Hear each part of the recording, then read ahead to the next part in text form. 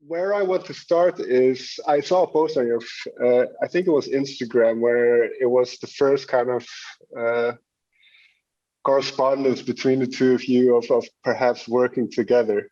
Mhm. What do you remember of that time? I remember uh, feeling very impressed by Gemma, and I remember asking a friend of mine whether he thought I should reach out and ask her, because I was looking for somebody to be in a band with at the time, and I was kind of thinking of who would be a good fit, and Gemma came to mind, and I remember asking a friend, and he said that maybe I shouldn't. And I think he was trying to protect me and maybe assumed that Gemma wouldn't want to be in a band with me. So I remember being delighted whenever she said yes and feeling very like straight away that we had a lot in common and that we came from the same kind of place mentally, but also in actual life as well, in terms of we were both from the north and both living in Dublin. We had a lot of shared history, whether we knew it at that time or not. We kind of, and that's something we've learned more and more about each other over the years. That a lot of the things that kind of we went through as we were growing up were kind of mirrored on both sides. So that maybe is one of the reasons why we got on so well straight away. But yeah, I just remember being so excited and not thinking too much about it, but feeling like I found a partner very quickly, and that it all seemed to be working in whatever way. And then Gemma, for you, were you looking for somebody to work with, or did it come kind of out of the blue for you? Yeah, like we were both so we both just finished college at the same time, which is probably a big part of why it did take off, because we both were in that same headspace of I don't really know what I'm gonna do now. And I was definitely there as well. And I was like also because I'd been to a few of your gigs before, Morgan, so I was already a Morgan MacIntyre fan. And yeah, I was really excited when you reached out because I was like hadn't really I was trying to get into like a lot of composition at the time and kind of going through a bit of like a flux myself, and knowing that I wanted to perform but hadn't really found a way in. And then this seemed like um it was different to the kind of music I'd been playing before, and or was playing at the time, but it was really exciting. And I remember getting your message. I was on the bus to Belfast at the time and being like, oh, and not knowing at first whether it was just, as part of your solo thing or whether we'd be starting something. But yeah, it was really exciting. And then I remember it turned into this thing that you thought that I had taken ages to reply. So Morgan thought that became a bit of a legend between us, where it was like, oh, she took ages. But then when we went back to find the message recently, I replied like the next day, which isn't that bad at all. But yeah, it was exciting. I think straight away we kind of we got on really well, and we knew that like we both seemed keen to like just get started on something new. And I think when you're trying to, particularly when you're kind of starting out, which I definitely was, I found it hard to kind of find the motivation for what you're trying to do. Or, it was really comforting early on to have like a partner that you're kind of working with, but also for, where you're kind of like, we kind of early on just tried to start like working at it, and you're kind of showing up for the other person as well, rather than just, because if you can get in your own head a lot and it's hard to find the motivation. But it was like, well, I need to show up and do this because someone else is relying on it as well. And I think that really helped the both of us. Right. And as you mentioned, on a personal level, you had a lot of similarities, similar backgrounds. Was there a Yeah. moment where it creatively started to click, or maybe a song, maybe just a session that you had where it kind of started, well, this is working. This is kind of what we maybe not had in mind, but this is working. I don't know if there was a moment or it just always kind of felt easy to work. Mm. I guess I hadn't. I played with a lot of people during college, and it always felt they were amazing players, but I guess I hadn't ever been in a band with someone properly, and I think I was just so delighted with that dynamic that it wasn't just before then. It would, if people were playing with me, I think I was always asking favors, and it's just a different thing when that person's not as invested as you are. So I think that new dynamic kind of struck me at the start, and then it just never, it just all seemed like it was going in the right direction. And yeah, I don't know if there was a moment, but there was no bad moment. So it just, I think we were both going with the flow. And I remember thinking, I'm spending all of my time doing this with this person, and kind of thinking about that, and thinking that must be a good sign. But I guess I wasn't conscious of those hours while they were building up. I just was like, oh gosh, I've spent every waking hour making it with Gemma for the last week. And I guess that's a good sign. But that's also a thing, then you get to know each other quite quickly if you do that. So maybe this is too grand a question, but what have you learned from each other, either musically or personally, along the way? Wow. I guess like for the last 6 years or so, our lives have just been so intertwined. They've kind of become one in a sense, and I think that's partially why the album is called what it is, which is like that idea of like, where do you start and the other person begins, and like what's that boundary? Are there any boundaries? Well, are there? That's a good question. Are there? Or do you share everything? We do, like, yeah, we share a lot. We don't live together, and we've never done that.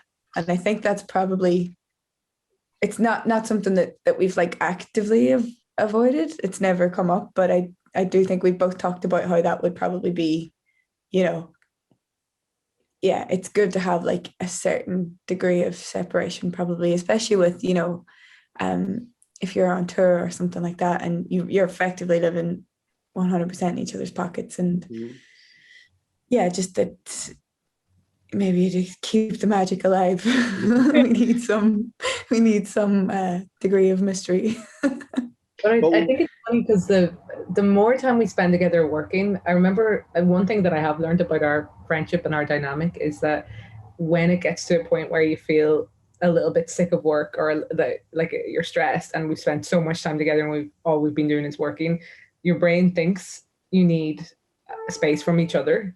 But then I remember we were going through it particularly intense, thinking, okay, actually, we should probably just like every Friday night, normally we'd be hanging out anyway together, having spent a week together, or Saturday night or whatever. And I remember thinking, maybe I should just make plans with another friend. And then I realized we weren't doing the hanging out thing as much. We were just working. Yeah.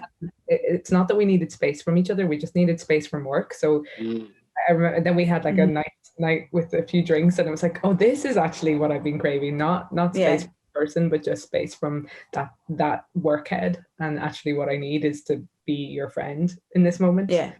We've gotten better at that, at just being like, okay, we're not doing that now. No, we're talking and we're drinking and we're having crack. Yeah, no, as you say, I do think those moments are very important to then do the creative part as well again. Yeah. It refreshes you, I suppose. Yeah, definitely. Yeah. And it gets you excited about the exciting parts of our job, which is like the writing and the playing together. And then it's when we hang out and have crack that's actually weirdly when the songs appear. So in a way, it's like, that's when you're at your kind of freest and having fun with it and having fun with each other, and having kind of that chiller time. That's where a lot of the songs on the new album have come from, like those exact scenarios. So although you're not working, like that's kind of what it is. So it is such it's an interesting relationship. Well, one more thing about this, because I hear from artists every once in a while that when you are in a band and you're touring a lot and all that kind of stuff, your identity in a way comes very much about that band, about the music, and it's very difficult then once you're separated from that to kind of find any footing or have a sense of self. So how did you kind of navigate those waters? Yeah, I think that's hard, and it's as much about identifying as the band and with that other person as just putting all your stock in what you do, as opposed to you as a person. And I think that's definitely something that I've struggled with, that my self-esteem and sense of self comes from how well the band is doing, and I feel good when it's doing well, and I feel bad when it's it feels like there's a lull, and that's natural, obviously. But I think that is something that I haven't achieved yet that I would like to work on, that I am myself, not necessarily separate to Gemma, but separate to Saint Sister, and that is a work thing, and that can be really fun and really fulfilling, and it can most of the time not feel like work, but that I shouldn't necessarily put all my sense of self and my good feeling like based on whether people are into the music, because that's really nice, but it shouldn't be everything, which sometimes it feels like it is. Well, because I imagine that, like Gemma mentioned just now, it's the creative part, and especially the initial beginnings, those ideas that I suppose are the most fun about doing this. So, what was the conception of this new album then? Where did it originate? Was it just hanging out a couple of times and some ideas coming out? It's hanging out for a year together, and just every day in the car in the van kind of being like, oh, what about this lyric? It's about last night. Remember that thing you said, or remember that thing that someone said to you? I wrote a verse about it, and then building on it slowly. There was no real moment of conception, or it wasn't like, okay, the new album has started now and there's a very specific theme and we have to write to that theme. I think I just throw as many songs as I can at Gemma, and she does the same to me. And then because it all happened in quite a short space of time, they do live in a very specific world for me. But it was probably just after we wrote the 10th song that we thought was worthy of an album that we felt like, okay, that's an album, we can stop now. So it's just a lot of just throwing ideas back and forth, and something I've really been missing, which is how a lot of our songs would start, is when we're rehearsing or doing something else or doing something that is less exciting and a little bit boring. I'll like start to sing an idea into the microphone and not say anything and hope that Gemma kind of hears it and asks me what it is, which is like just my way of being like trying to get her into it. And if she doesn't take it up for a couple of attempts, I just keep going until she does ask, and then I'll know whether she's or not. But we haven't been able to do that over the last little while, and because although we're working together every day, we haven't been in the back of a van bored. A lot of those little moments haven't been able to happen, which I think is probably added to the fact that, or a reason why writing at the moment feels a little bit less fun. Right. And you mentioned that it's, for you at least, it's you think of this album as written in a certain time frame, a specific time frame. So how would you characterize this time frame? And can you share maybe a night or something that happened within that time frame that ended up on the album? Gemma, do you want to take this one?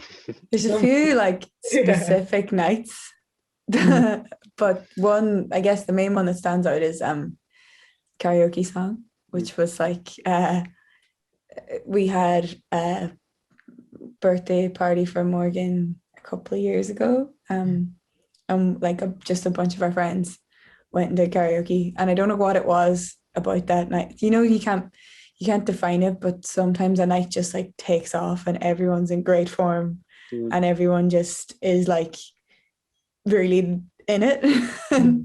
And it was one of those nights. There's just like a mad energy in the room, and everyone was like, just seemed to be really like in the same head, and it was just brilliant fun. And like basically Morgan wrote a song about it. Such was the buzz in the room. But it's one of those like you can't pinpoint. It's just like, it was just good crack. And then it was like, just some small subtle funny things that happened that night. And over like I had an instrumental kind of sitting there for a while that we didn't know what to do with yet, but it was kind of fun and poppy and like short enough in structure, and it was there. We both liked it, but we weren't sure where it was going to live. And we were writing other songs, demoing other things on the album, and hitting a bit of a wall with one of them. And then Morgan just started singing these like funny lyrics about that funny night, and we both knew exactly what she was talking about, where they were coming from, and we just kind of ran with it. And so that's a very specific night in my head. And very quickly, because I believe I read something about the Human League and the song by theirs. But so is the Human League your go-to karaoke song, or do you have others? Oh, we have many. Many. I took karaoke very seriously. I used to hate karaoke because I felt like, because as everybody knows, even if you can sing well in one context, you can butcher a karaoke song. Like I can butcher a karaoke any song like nobody else. So I think for ages I thought that there'd be pressure, and that because I was a singer that people would. I remember one time doing karaoke and coming off and having murdered it because it wasn't in the right key, and my friend would look genuinely worried, and she admitted to me afterwards she thought I'd forgotten how to sing because she didn't like understand why it had gone so badly. So I think I thought that if you were a singer and you did well, people thought you were showing off, and if you were a singer and you did badly, people would think that there was you're a fraud. Yeah, there was something to be worried about. But then I realized it's nothing about the singing and all about the performance, and I'm loving doing it at the moment, getting into the performance. So Don't You Want Me is a big one. But also Romeo and Juliet, Dire Straits. I love that one, and I kind of turn it into a bit of a duet and all the actions. And of course, You're So Vain by Carly Simon is a really good one as well. Right. And for you, Gemma? I always gravitate towards Avril Lavigne.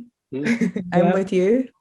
I just think it's like got it all. It's got the like, slow, heart-wrenching, emotive start, and then by the end, like everyone's just up screaming their heads off because the song goes on. They're like, "This is such a banger." Well, I find it interesting that you mentioned that, because with a couple of songs, I felt that it started out quite soft, quite delicate, more a cappella like, and then it started building, it started growing and growing, and at the end there's this whole musical interlude. And so how do songs kind of develop from those initial bare bones to what it ends up being? Maybe it's the Avril Lavigne influence, and I never knew. But yeah, there's a few points on the record that have, just because you're mentioning a cappella, that are, I guess it's a lot in how we write and what our writing dynamic is. So like Morgan's the lyricist, songwriter, and a lot of the time that's melody and structure, and sometimes she'll send me a song and sometimes it's it's an idea or it's something that we flesh out together, and other times it might be basically a full song, and then how we go from there. I just always want to arrange to the song. Sometimes sometimes it might, we look at it and we think, okay, does this need a chorus? Where do we need, what's missing here? It might be, so there's a few songs on the album that are, they're more in like traditional or folk kind of structure where it's verses. And there's a few, for like Manchester as an example, where it's just so huge, like narratively and vocally driven, and I didn't really want to get in the way of that too much. So instead we just went for sort of an instrumental build towards the end, and just kind of creating that sense of a build is something I think we've explored a bit during the album. Because one thing I've noticed, and in watching your NPR Tiny Desk performance as well,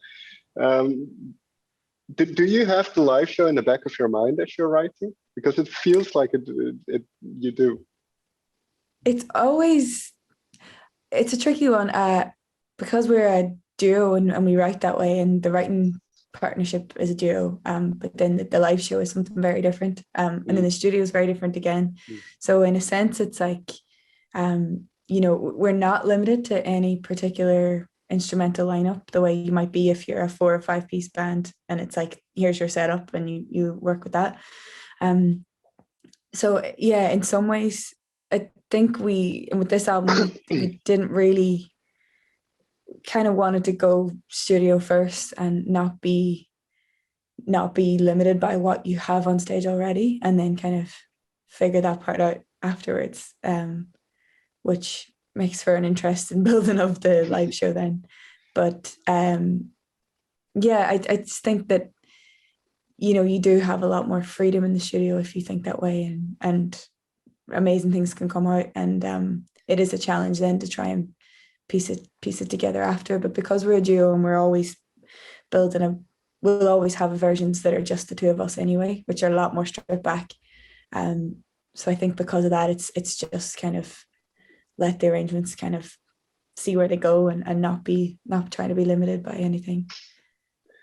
Well, because I could imagine, and I don't know exactly when the whole production process started and was finished, but did the lockdown have any effect on that? Because I can imagine when there is no live show in front of you, then perhaps you won't think about it as much.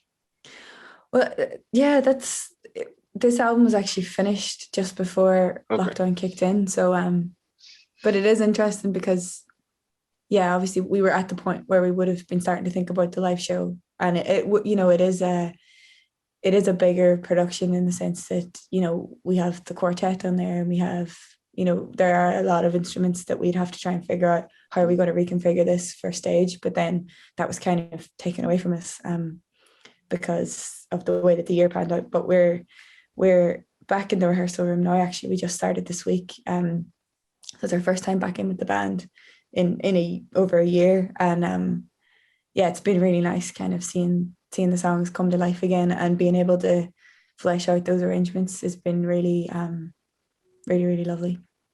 Right, and you mentioned Morgan, you are the lyricist then. Gemma, is there one bit of lyric that ended up on the album that you were really impressed by?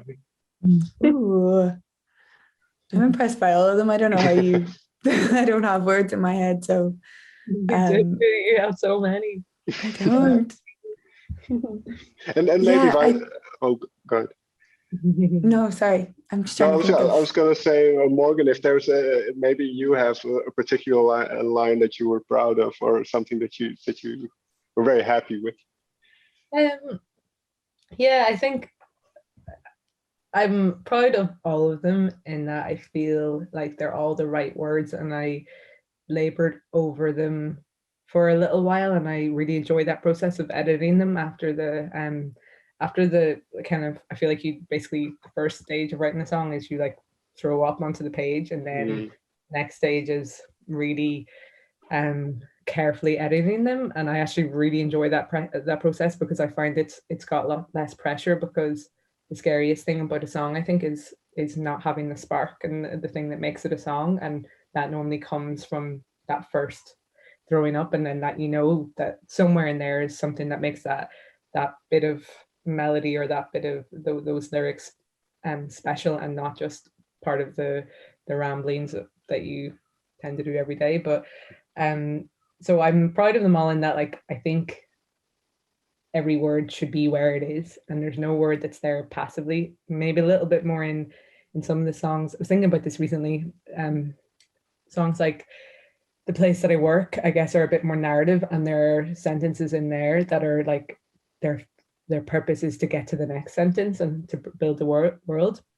Whereas in Any Dreams, for example, it's less narrative based, and every single line is supposed to say something special. That's what I was trying to do anyway, whether I achieved it or not. But so I probably, in terms of the lyrics, I gravitate in terms of my favorite ones towards those kind of songs where every single line is a different thing and almost a different story. And Any Dreams is probably my favorite one from the record, and maybe in particular the line, "One of us waits, the other's stuck, and I can't tell the difference." And just the idea of, I kind of like simple lines in general, and I think that's maybe a difference from the first record to this one. Although I always have favored the kind of simpler lines, I probably threw in a little bit, was a bit metaphor heavy in the last one and kind of less direct. And I just think that I got to the root of what I was trying to say in that line. And sometimes that happens where you have a feeling and you don't know how to say it. And I guess the point of the songwriting is to get to that root,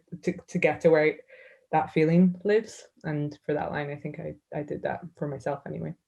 Right. Any Dreams is my favorite set of your lyrics as well, and also your delivery of them, and how you don't, like, as you said, like every line is, nothing's like placeholder. You will, or if you have a placeholder, you make it your I love that moment where with you, you'll be like, okay, the song, that's it, done, now they're there. Or you'll sing something to me and I won't hear any gaps or anything missing at all, but you're like, no, it's not quite yet. There's like one line or one word, and you'll really just like bring it to the end every time. It'll never just be like, oh, that's grand, or that works. It's like, it works, but we're going to be like, no, but it could be better. And like, I'm always really impressed by that, because I'm like, I thought it worked the last time or the time before that. But then she gets there and I'm like, oh yeah, okay, that's it. With that in mind then, because Morgan, you alluded to the fact that you do put some pressure on yourself in the sense of wanting to do well and wanting to be wanting the music to be received well. And now in particular with this being the second full album, do you have any expectations of what it will do, or what it will allow you to do in the future? I don't think we had any expectations going in, and people have asked this recently, whether we had the second album pressure that I think a lot of people experience. I really felt that on the first record. I felt a lot of pressure on the first one, because it felt like we were on this kind of path, and that people were asking for there weren't many people, but anyone who was interested was wondering where the album was. And I felt like it had come about really slowly, and that we were losing pace. And then I was just so happy that we had managed to pull around second album so quickly, and that really alleviated any pressure that I felt, because I felt like we were almost flipping the script, and kind of that people wouldn't expect this, that people would expect us to go away and write for years and years and come back with an album or whatever. So I felt like we had kind of beaten that by doing it quickly. And I guess you always have expectations, and the further away an album is, the more you think it's going to change your career maybe, and then the closer you get to it, the more you know that it's just another part of whatever you're doing, and it's just always hopefully a step towards some sort of kind of upward incline. But I think the closer you are to it, now that it's a week away, you can kind of forget about any kind of life-changing things that the album will bring you, but that's not the point. The point is to make a good body of work that people will hopefully listen to, and that hopefully then you can play shows whenever we're allowed to play shows again. So I feel like I'm at a point now where I'm accepting. I am hoping it goes well, but not like, I don't have unrealistic expectations, I think, for this time around. Well, the final question then, and this perhaps might be a silly question, but I do think it's an important one to figure out for yourself in a way. Is have you asked yourselves that question of why do we do this? Yes, we're asking it more and more every day. This new online world, and then this, I think we had we just talked today about this year's just been so bizarre for everyone, and I think everyone's sense of purpose has been like called into question at some point in some way or another. And